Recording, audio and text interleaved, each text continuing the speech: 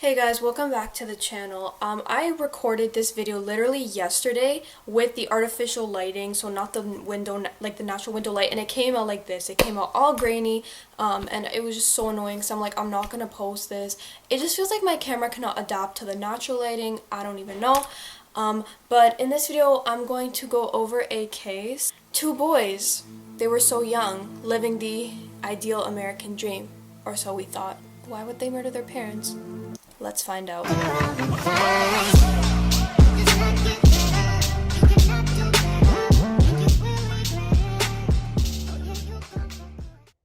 Hey guys, so in this video we're gonna talk about the Menendez brothers case and my thoughts, my ideas, what happened. I'm very much into psychology, criminology, and this case really did interest me. Joseph Menendez, or as we're going to call him Lyle now, which is his middle name, was born in 1968, and his younger brother Eric was born not shortly after in 1970. They came from a very well-off family. Their dad was an immigrant from Cuba. So Jose Menendez, aka the Menendez brothers' father, his father was a well-known soccer player who owned his own accounting firm, and his mother was a swimmer who had been elected to Cuba's Sports Hall of Fame.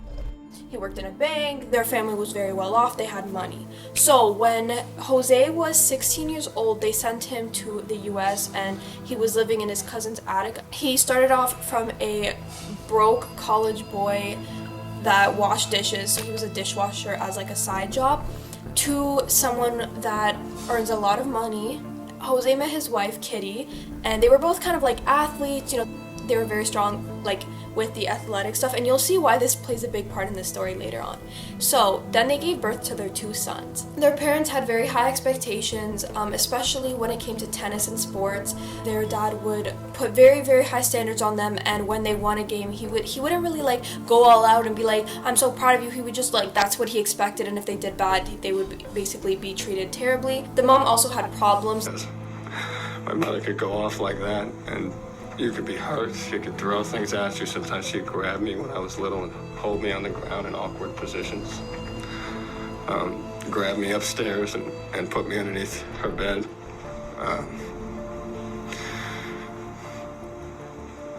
You just never knew what was going to happen, so you were just scared and you were just tense.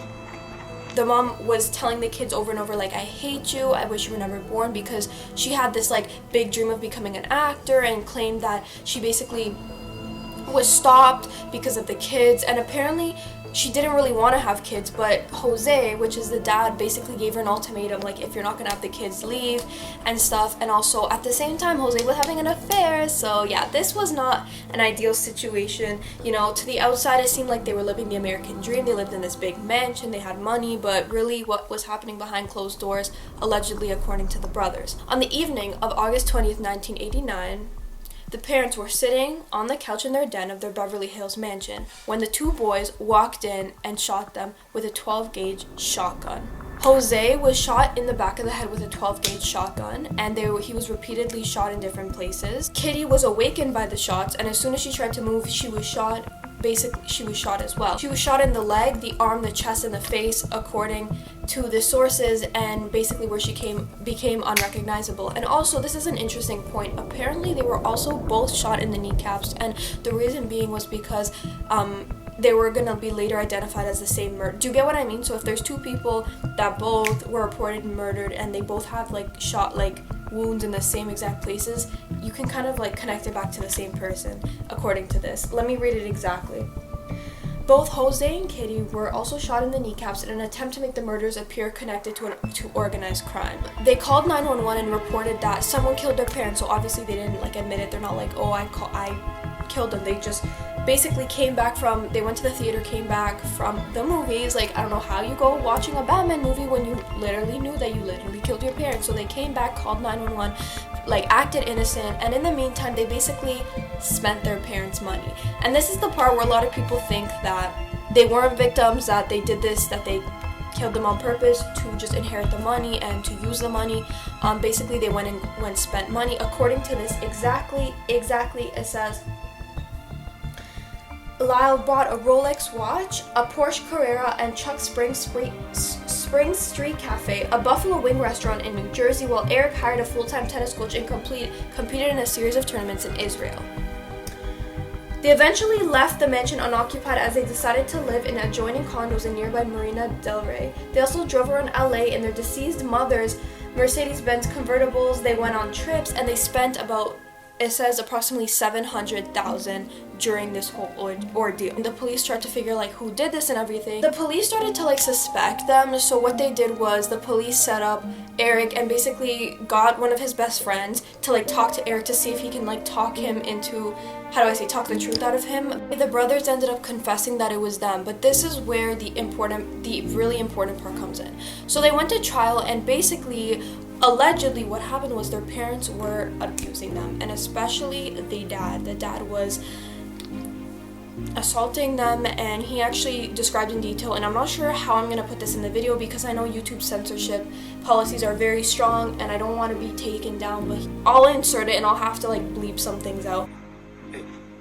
We would have these talks, and he would show me, and he would fondle me, and he would ask me to do the same with him, and I would touch him, and we would undress. Just became more involved. We would be in the bathroom, and he would put me on my knees, and he would guide me, all my movements, and I would have oral to him.